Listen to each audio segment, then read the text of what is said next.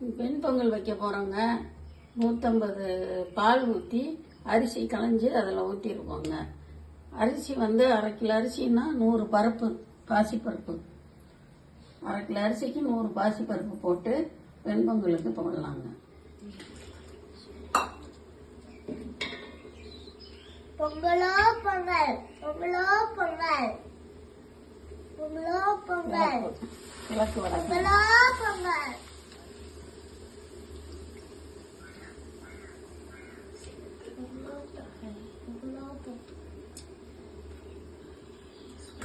சாமிக்கு வைக்கிறதுனால பச்சையாக தாங்க போடணும். கருவேப்பிலை கொஞ்சம் பச்சையாக போட்டிருக்கேன், சீரக மிளகும் பச்சையாக தாங்க போட்டிருக்கேன்.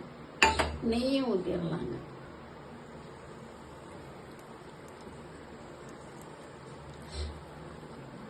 அவ்வளோதான், கிண்டி இறக்கிடலாம். வெண்பொங்கல் ரெடி. சாமி கும்பிட்றதுக்கு வெண்பொங்கல் வச்சாச்சுங்க. சாம்பார் வச்சாச்சு.